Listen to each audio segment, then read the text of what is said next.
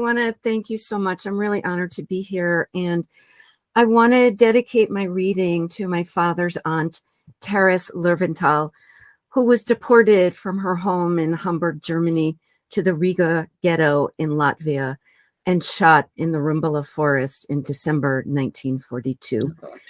And this is taken from my chapter in a book called The Handbook of Psychoanalytic Holocaust Studies, International Perspectives.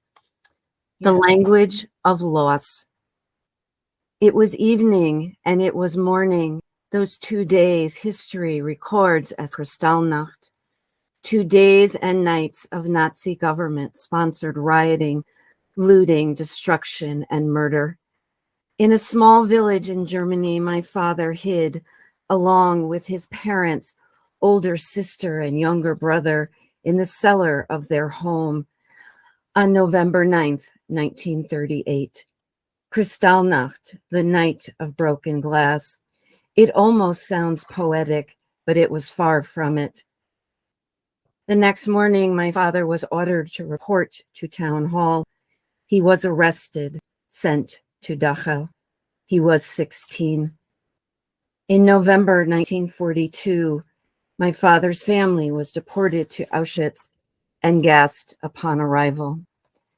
My mother, also born in Germany, was 6 years old.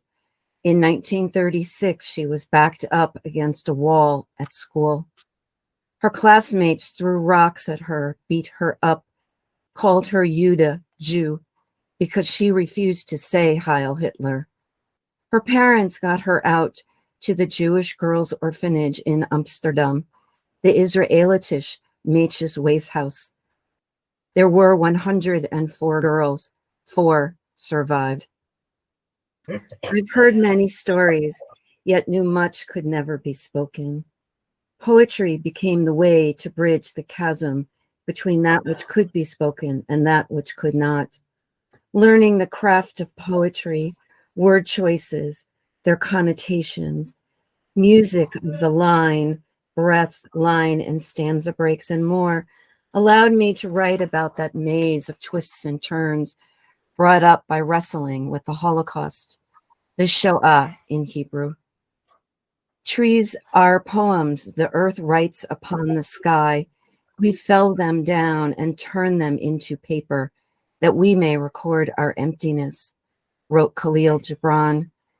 Delving into the Shoah leaves us empty, bereft of humanity. How can it not?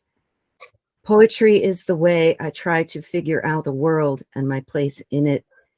Theodor Adorno, German philosopher, declared, "To write a poem after Auschwitz is barbaric."